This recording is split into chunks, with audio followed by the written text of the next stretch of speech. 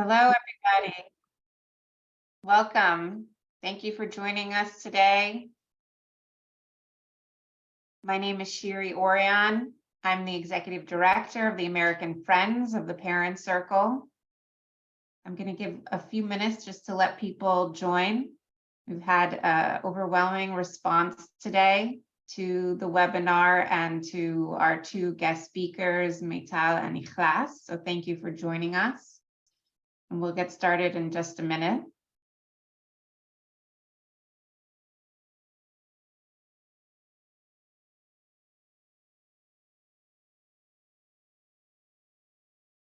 We're going to have an opportunity to take questions at the end.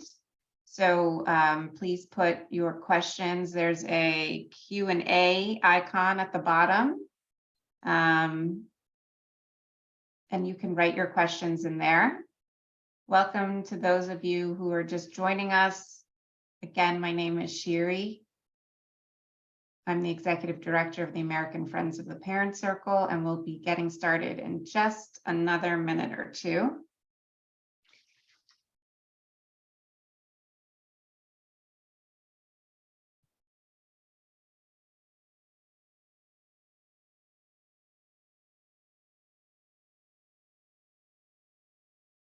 Okay, I think we'll get started. I'll take care of some housekeeping in the beginning. For those of you just joining, again, my name is Shiri Orion. I run the American Friends of the Parent Circle.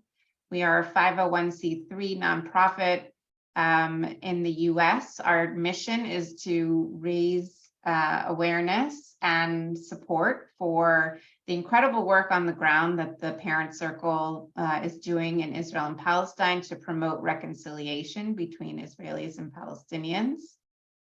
And our bereaved members, like we have with us today, Meytal and Ikhlas, they've paid the highest price to the conflict.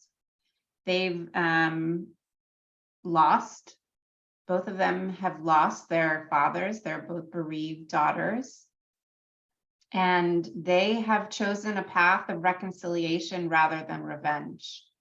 And they tirelessly continue to share their stories, which are painful stories, so that people like us and Israelis and Palestinians can know that there's another way, that it doesn't have to be about hatred and anger and revenge. It can be about empathy and understanding and acknowledgement of the other side. And narratives like that, we work with narratives and the power of telling stories, whether they're national narratives, historical narratives, personal narratives.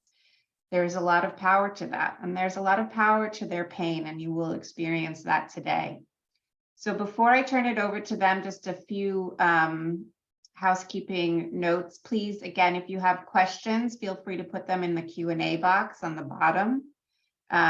This is being recorded. It's also being live streamed on Facebook. We will send around the recording afterwards. There's also closed captioning for those of you who need it. There's a button on the bottom. And so we'll hear from Ikhlas and Meytal.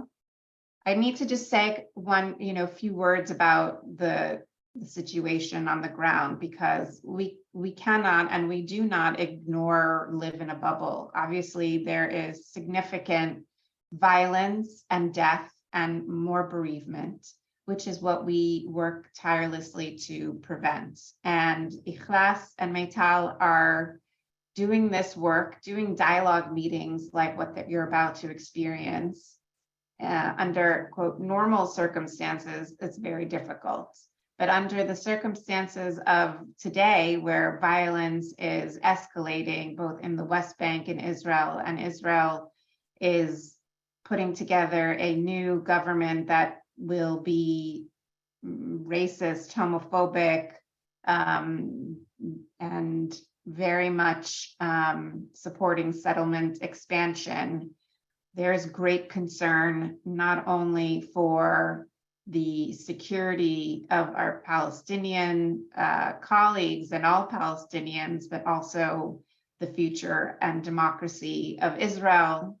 and also for our programming in Israel is very much under threat. And we will get to that a little bit more in detail in the questions and answers, I suspect.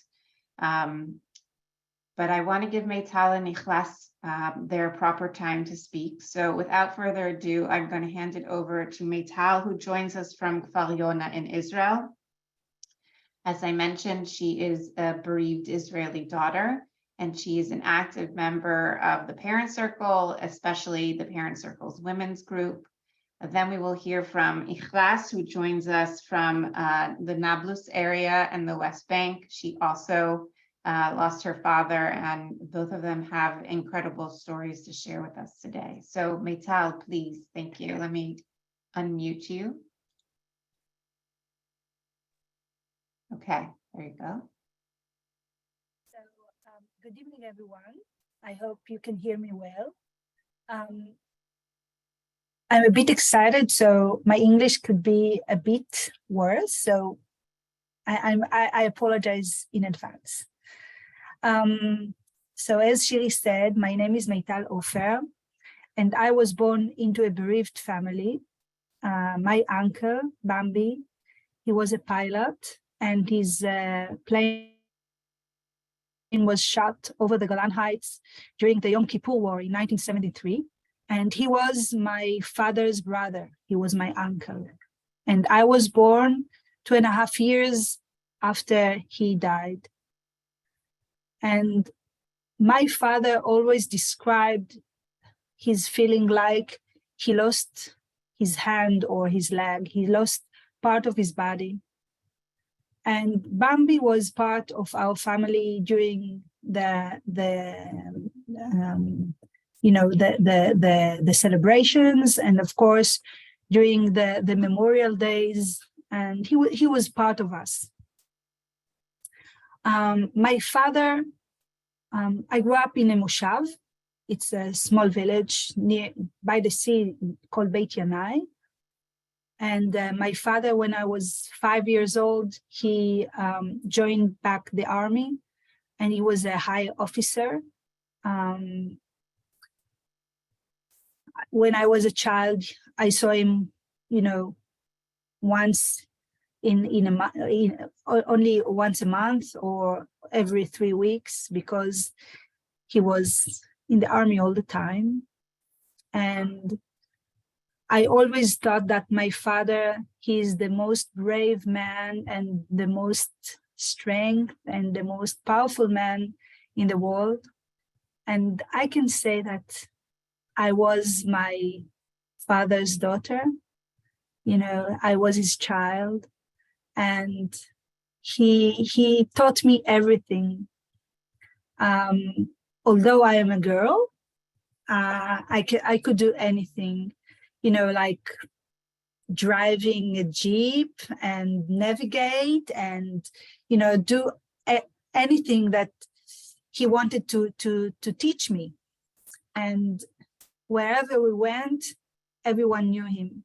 My father was such a wonderful man, really. People loved him. He was charismatic. He was beautiful and handsome. And I must say that I miss him very, very much. And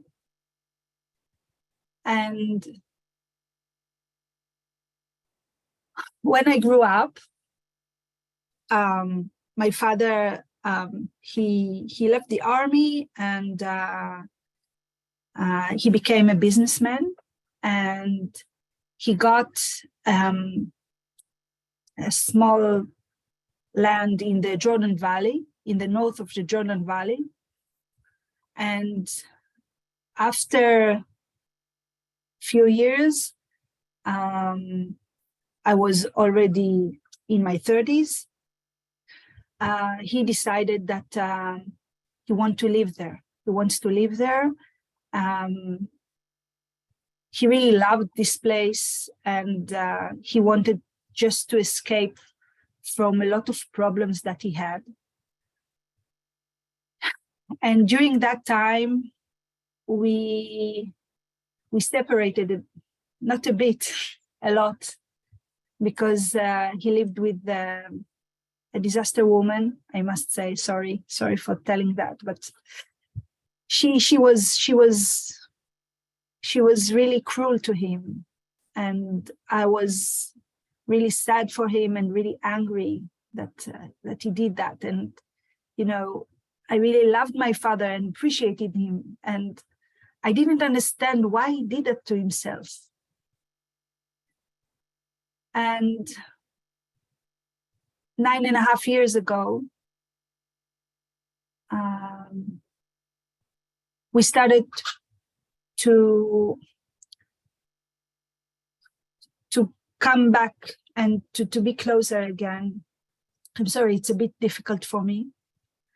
And I moved to a new apartment in Jerusalem. I was single then, and I did not have a boyfriend then, and of course, not my kids.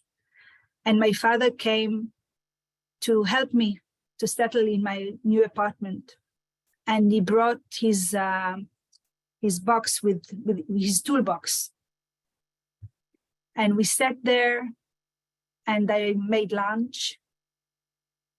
It was Thursday, and he said, I must go now, but I will come back on Sunday afternoon, and I will continue. And I keep here my toolbox as a promise that I will come back. And on Friday morning, it was 7:30 in the morning, I woke up and I saw something like 60 missed calls from my mother. And I was sure that my grandmother passed away because she was really sick. And I called back home and I asked my mother, "Hey, Mom, what happened?" And she said, I cannot talk. I cannot tell you on phone, so your aunt will come and tell you. And I asked her, "Mom, what happened? What's going on?" And she said, "Father was murdered during the night." And I said, "What?" I was sure that someone, burglared him or something, but. And she said, no, Father was murdered. It was October 11, 2013, 40 years exactly after his beloved brother was killed over the Golan Heights. My beautiful father, Ofer, was murdered by 2 Palestinians. They beat him with axes 41 times, one from behind and one from the front. They just beat him until he died. And he was so strong that they pointed him a toy gun, and he just smashed it with his hands. And on Sunday, instead of he will come to my apartment and we will talk again and hug again, I buried my beloved father in Kfar Vitkin, in our cemetery. 900 people came.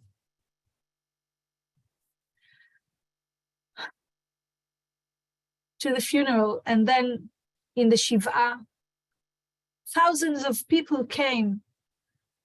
Thousands of people, and you could see people from all over the country. You can see Haredi people, and you can see Bedouinians from the Negev, and you could see Palestinians, and you could see people from the Moshav and from everywhere. And during the funeral, I felt that there is a screen that coming down on me because I couldn't bear the sadness. And half a year later, 3 kids kidnapped in Gush Etzion, and then Israelis kidnapped as a revenge a Palestinian boy from Jerusalem and burned him alive. And then I decided that I couldn't bear it anymore. I couldn't bear the violence around me. Back then, at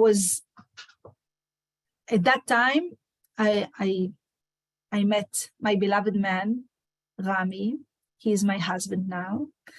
And I was pregnant, and I couldn't stand the thought that I will bring children to such a circle of hate. And after the kidnap and the murder, and there was a war in Gaza, Amud Anan, in 2014. And then I decided that I must do something. And I heard about the parent circle. And there was a tent of dialogues in the center of Tel Aviv. And I started to go there twice a week, 3 times a week, from Jerusalem to Tel Aviv, just to talk, just to hear people, just to feel that I can be a part of something. And since then, I'm in the parent circle. I must say that it's not easy all the time. I chose the hard way. I chose the way that I have to choose it every time, because the situation here in Israel, it's not very easy. Now, after the elections, it's much more difficult. I don't have the hope all the time. Sometimes I sank into the despair. But I feel when I meet Ikhlas or my Palestinian friends, I feel that I'm in the same circle of grief. And it's not that we are talking about the grief all the time, and we are not talking about the sadness. We are talking about hope. What we can do here to change the situation, what we can do here to change the reality, and what kind of hope me and Ikhlas can bring to our kids. What kind of land what kind of situation, what kind of reality they will live in. And I don't think this land is holy. I think the people here are holy. It's the holy people, not the holy land. So thank you for listening. And thank you. Thank you, Meytal, for being so brave and so honest. It's clear how the pain is still sits so closely. And it's true, where you are brave and you are honest and all of the members are working very hard, but you're still people. And we're here to support you too. We don't look only to you for hope, but we hope we can bring you some encouragement. And more than 200 people signed up for today's webinar. So I hope that brings you some encouragement to know that more than 200 people support you and want to hear your story and believe in what you're doing and care about the future for your children like you do. I want to turn it over to Ikhlas. Ikhlas, I'm going to, Ikhlas, you need to unmute. Can you unmute yourself?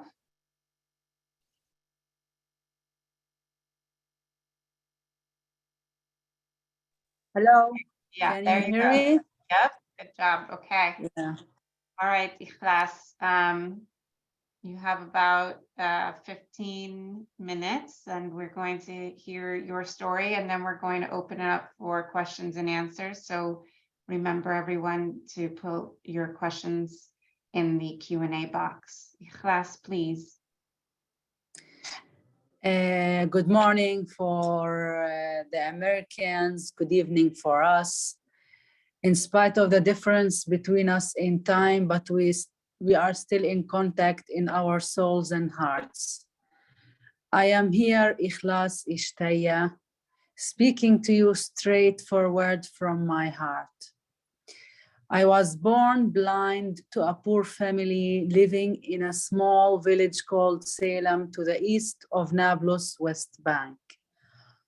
I was born exactly in 1987 when the first Intifada started. Of course, I was a baby and I have nothing to tell you about those days simply because I didn't remember anything.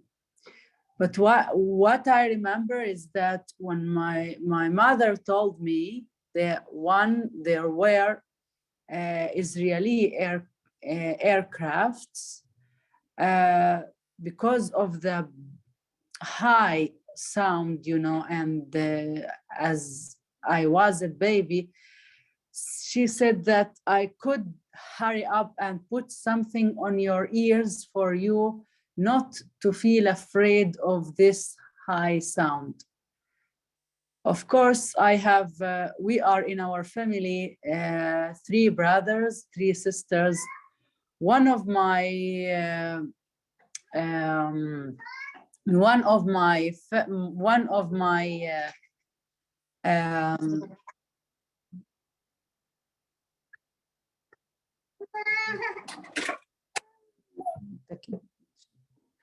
one of them is blind, very much like me.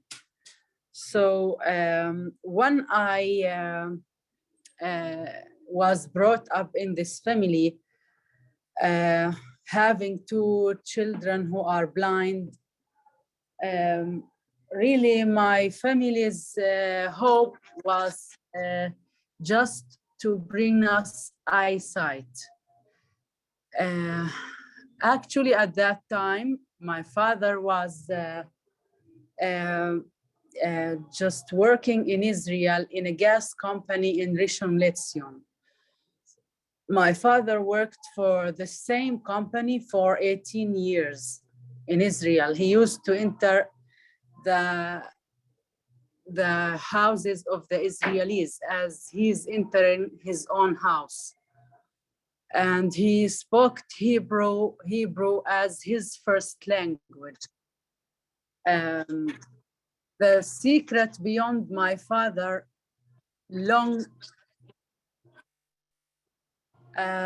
my father had worked for the same company, and the secret beyond his work is that he was very honest. This is why his employer took him for like 18 years. And in 1992, it was time for me to go to school. And unfortunately, at that time, our educational system in the Palestinian territories did not support the blind people or any other kinds of disabilities. So as an alternative, my family sent me to a boarding school far away from my family. I lived there for 10 years and I learned their Braille system and all other basic sciences that any child needs. Besides the good learning that I acquired from that school, unfortunately, I was exposed to violence on the basis of exploitation. The dormitories there who looked after us were very violent against us. They used to hit us. They used to tell us bad words. And whenever my father comes to visit me or comes to take me back home, It was monthly at that time because of the difficult roads between Nablus and Ramallah and the checkpoints that the Israeli occupation army had created over us along the road between Ramallah to Nablus. So it was very difficult for my family to take me back home. So to save effort and time, they used to come and take me once a month, or they used to visit me once every week. I remember the days when my father came to take me when he was going back home from the gas company. All I remember, the smell of the gas on his clothes, his unshaved bear, his face, his pale face because of long work. And after long work, he had to take us back home. My father was a humorous man, and he was very kind, a very peaceful man. Although he entered the Israeli houses, he never had thought of hurting them. For example, he entered the house of Lieberman, and my father knew Lieberman personally. After that, on the second Intifada on the year 2000, there was a big closure. I just saw my family after 3 months. In 2002, I left the boarding school and I studied in the regular school because the Palestinian National Authority had amended the educational law in a way that it helps the disabled people, especially the blind ones, to go back and study nearby their homes in regular schools. At that day, my mother came and took me and she hugged me, but she was a little bit hesitant because she thought that the boarding school was better for me. So what shall I do? My father was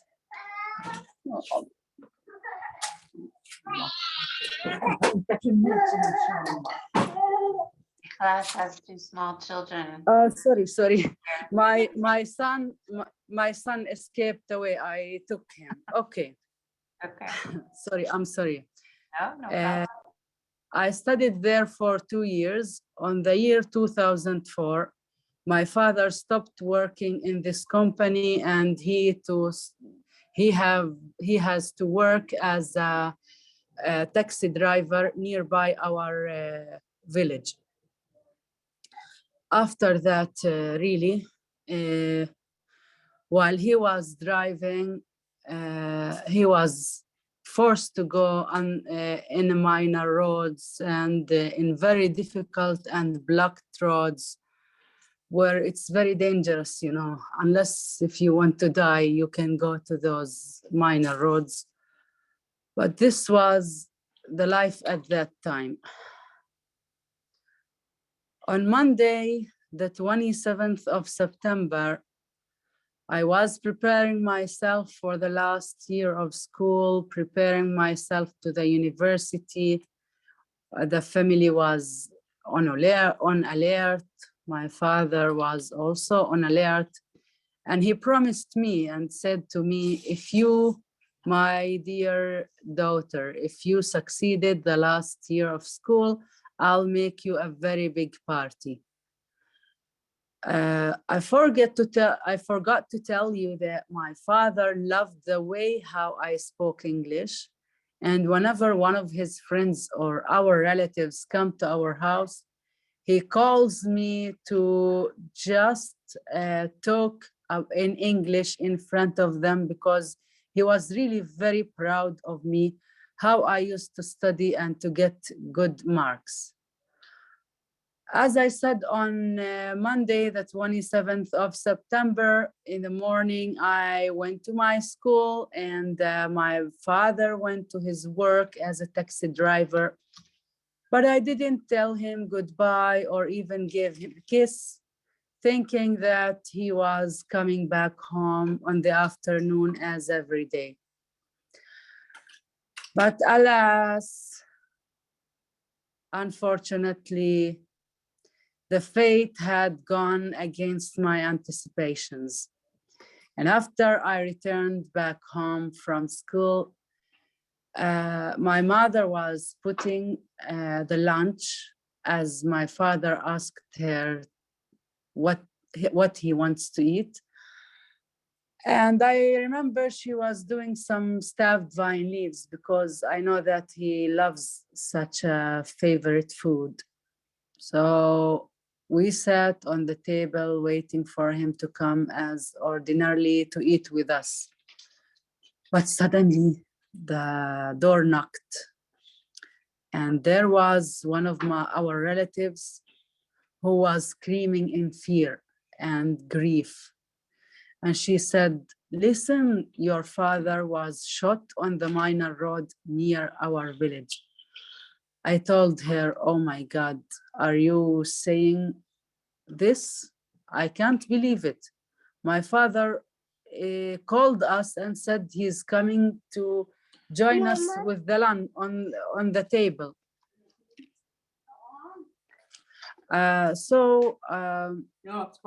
What I will do is that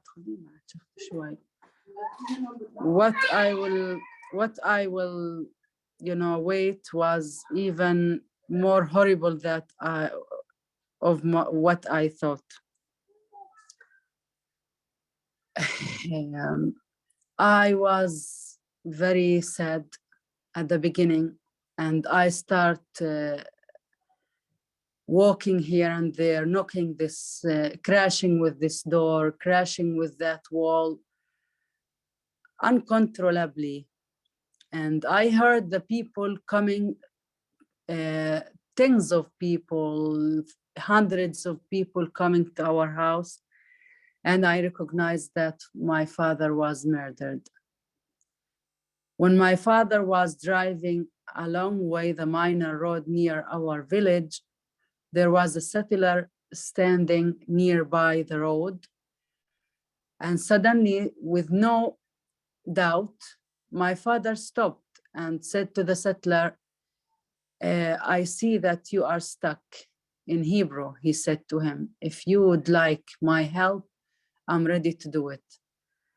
The settler claimed that his car stopped, it doesn't work, and my father turned his back and he rode up his car to bring something to help him. And as soon as my father rode the bus, he shot him a bullet, explosive bullet, which came into his hand and penetrated his heart and died instantly. At that moment, I realized and I really felt that now I became blind. I lost the eyes through which I saw this life. It was very difficult at the beginning. I said to myself, why do people walk? Why does the sun rise? Why is life going as it is? The first few weeks were very difficult for me. I couldn't even study. My academic performance had retrieved. I don't know what to do. When we buried my father, and I gave him a hug and promised him to be successful as he wanted me to be. At the very beginning, my mother was even stronger than me, and she's really a religious man. And she said to me, "No, my baby, you should carry out the promise and you should succeed, your father will be happy. And in fact, I've studied BA. I finished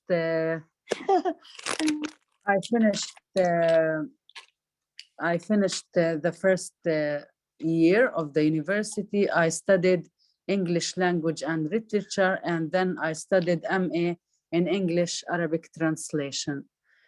From the very beginning, as a family, we decided not to resort to violence, because violence brings more violence and more losses and more griefs and sadnesses. So as an alternative, we resorted to peace. At the very beginning of the event, some Israelis came to visit us, and we welcomed them and we treated them. And at that time, we knew that the Israelis are not only soldiers or settlers. And we really, now in 2014,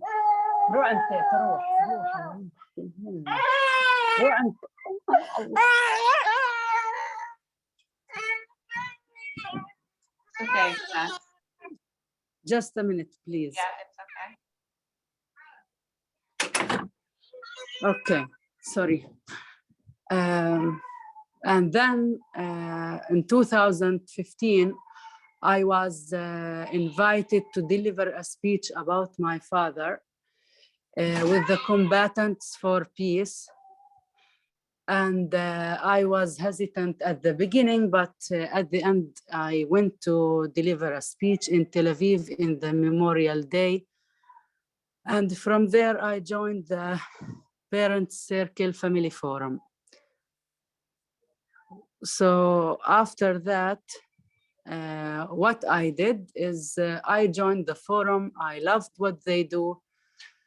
I believe in what they do.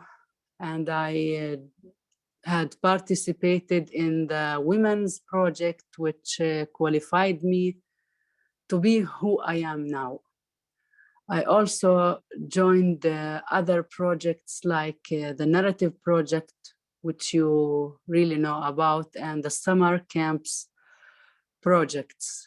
And now I am really active in the forum, but especially in the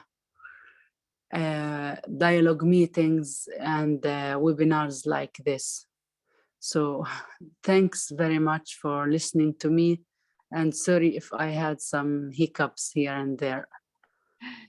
The hiccups are your beautiful children, so we are grateful for the hiccups. Thank you, Ikhlas, for sharing such a powerful story with us. I've heard your story before. I've heard both of your stories before, but every time I hear them, it's still so moving. It's still so incredibly powerful and has such a strong ability to change people's minds through their hearts. How do you feel when this is the first time you guys did a dialogue meeting together, right? How do you feel when you hear each other's stories? Meytal, what did you feel when you heard Ikhlas' story? Can I answer? Yes, of course. When I heard the story of Meytal, I imagined a mirror in front of me, and I'm looking at the mirror. What I really felt is the pain is the same. She miss her father, and I miss him very much. I miss my father very much, really. The loss of father for me and Meytal, I think it's common, and this is the loss of the father means the loss of love, the loss of support, the loss of the person who encourages you and who gave you life and who really brought you to this life. And really, it's very painful when I heard her story. I really couldn't bear the load that, throughout listening to her story, because she carries the same pain. as the pain that I am carrying 18 years ago. Until now, I will never ever forget my beloved father, the one who brought me to this life. Thank you. Meytal? You just took the words out of my mouth, you know. When I heard your story, you know, I said to myself, oh, it's the same. I had to say it as well, because you said, when you described your father and when you described your relationship with him, I just felt, you know, I just want my father's hug, you know. I just want to tell him what an incredible story you told just now. You know, I wanted to tell him, I wanted, you know, just to share it with him. So thank you. Thank you both. Please feel free to put your questions for Meytal and Ikhlas into the Q&A box. There are questions coming in, mostly political in nature. And so of course, we cannot ignore the situation, both in Israel and in Palestine, that is happening today. What you just witnessed is what the Parent Circle calls a dialogue meeting. This is the longest standing project that the Parent Circle runs.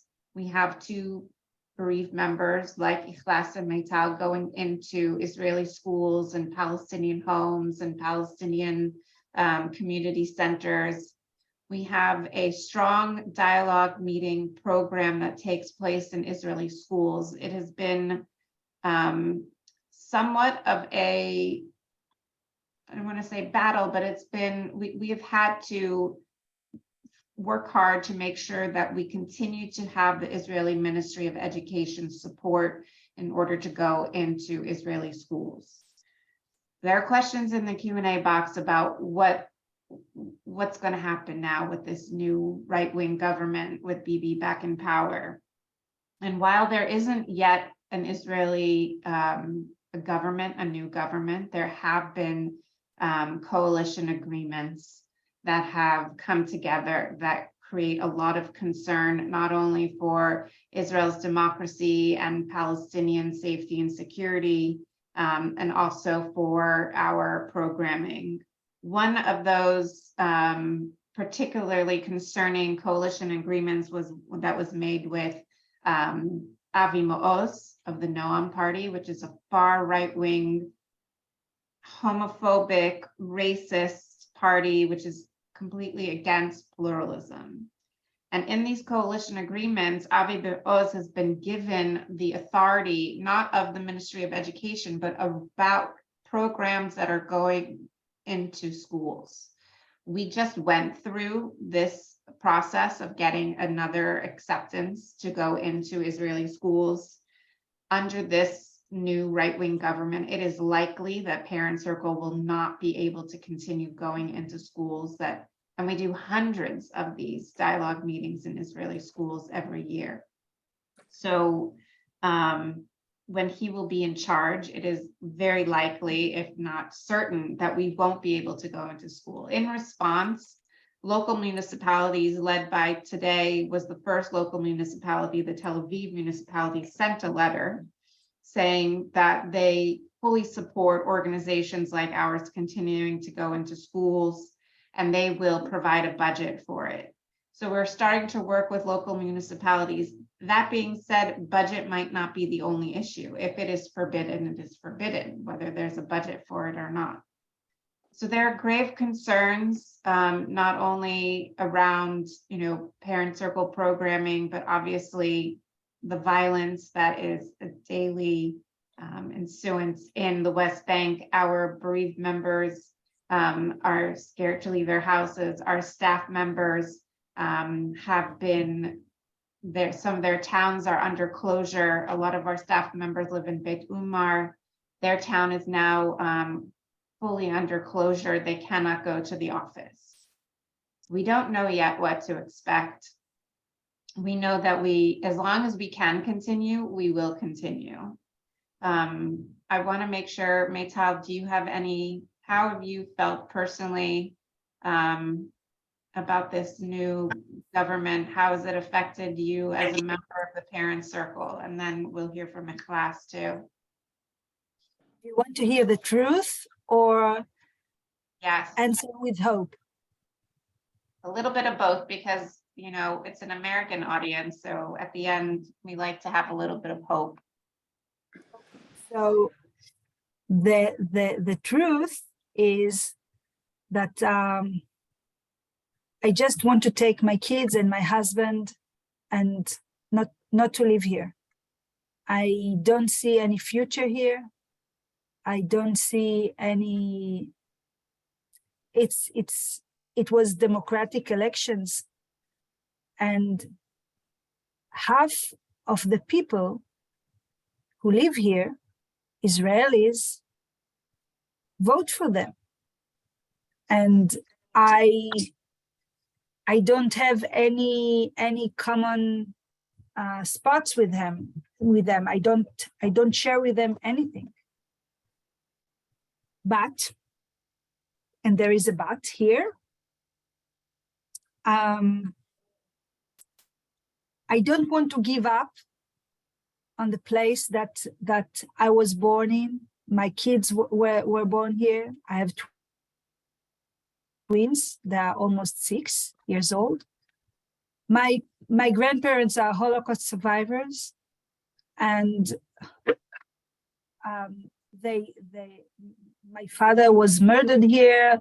My uncle was killed here, and it's a place that I am connected to. And if I will go somewhere else, I will be an immigrant.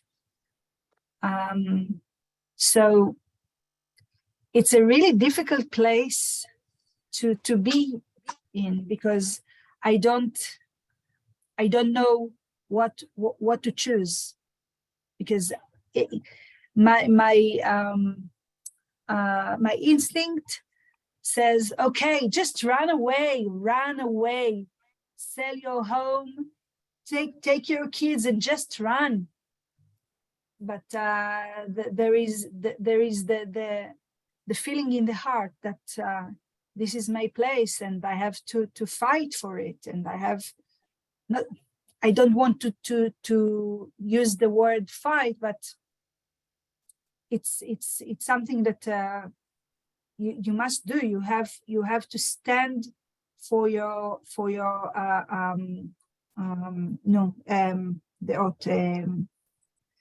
Opinions. Yes, thank you. Yes. Ikhlas, how are you dealing with the situation? How is it impacting you on a day-to-day basis? Actually, when I heard that Bibi came back to the government, I felt that we are going to the most difficult situation we ever lived. And we are living now a very apartheid, within a very apartheid country, a very apartheid government. And this racism have never been practiced all over the history of the people, of the human race. So I envisage what will be going on, more ongoing conflict, more losses, more bereavements, more closures, and more danger. I am bringing up my son and daughter, and I have internal and external danger.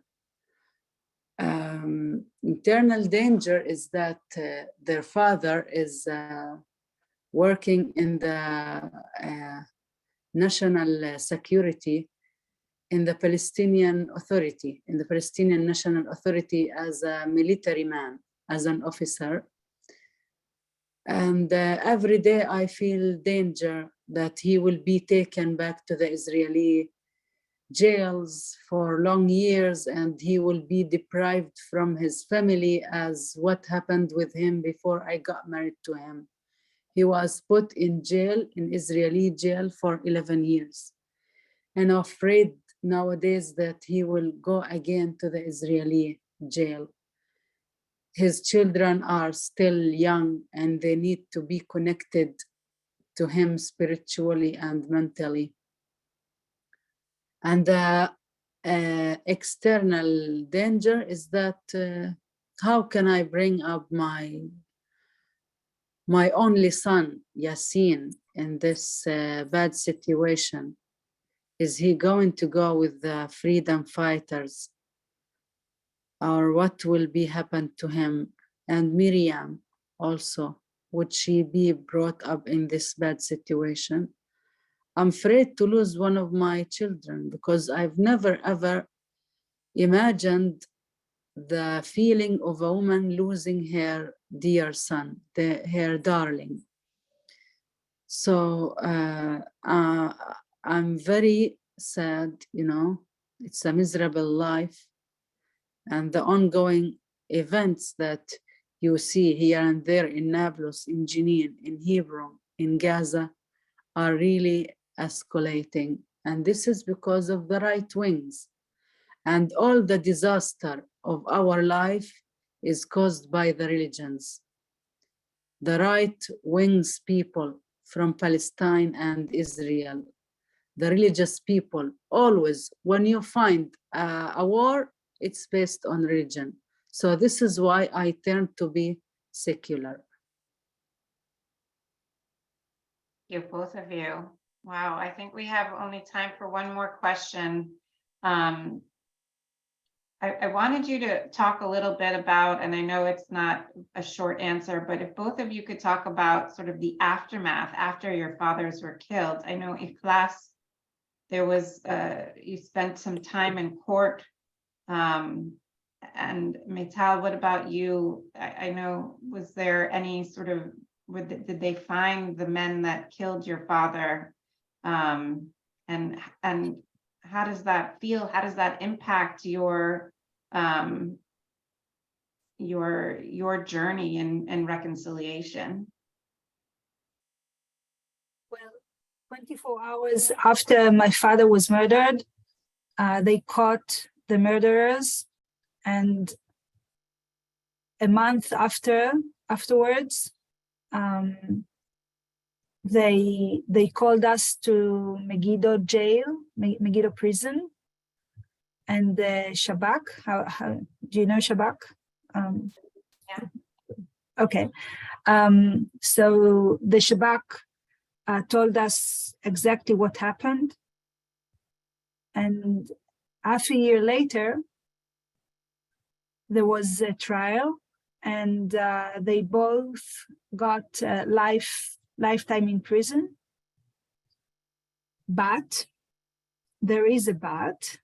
If there will be a deal to release terrorists from prison, the Shabak, the guy from the Shabak told me, I asked him, for how many years are they going to serve in jail, to stay in jail?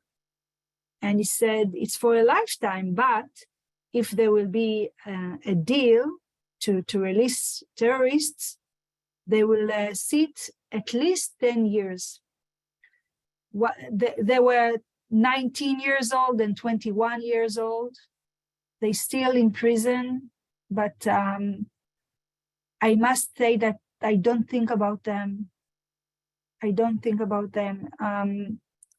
After it was the story of my father's murder, it was all over the news, in the internet and in the newspapers and in television. It was all over. And because they murdered him as a gift for Hamas prisoners. And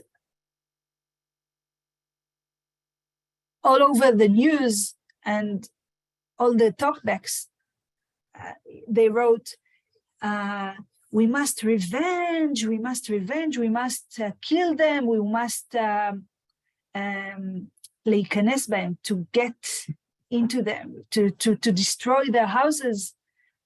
And me and my brothers, I have 4 siblings, and me and all of my family, we said, what? Why to destroy their houses? Why? Because will it bring my father back for even 1 minute?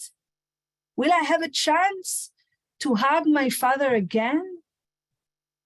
They will destroy their house, and what will happen? The circle of revenge will grow, because children will see how they destroy, how the army destroyed their house, their home.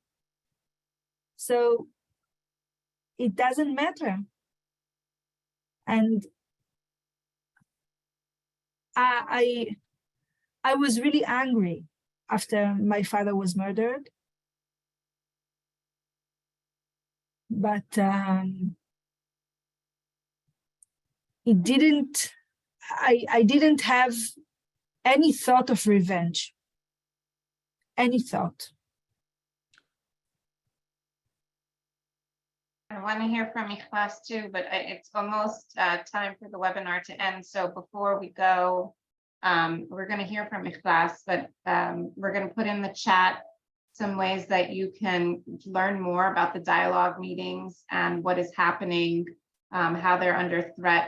Christopher is going to put some links in the chat, also how you can support the parent circle so that our programs can continue. We're going to have to do a lot more work if the new government takes us out of the schools. It's going to be much harder to reach younger people, to reach students. So please support the work that we're doing. Please support people like Ikhlas and Meytal, and the hope that they bring to people. I mean, it is clear that we must continue this work now more than ever. Ikhlas, please tell us about what happened afterwards. I know you spent time in court trying to get some justice, if there is justice for what happened. Of course, after my father was murdered, the settler, with the help of the Israeli army, had escaped to Germany, and from Germany to Brazil. And then by the help of our good friend Shai Fogelman from the left wing, and this is why I am a left wing person, because I love Shai Fogelman very much.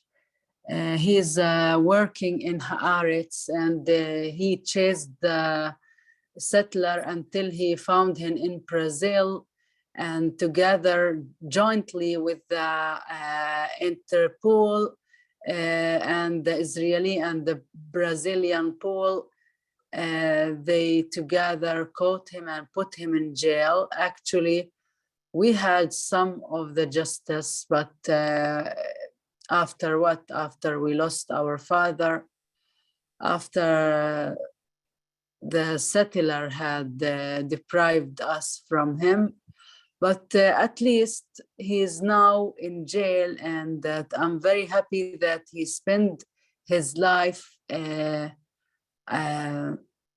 not desired by people, even by the prisoners who's living with them now.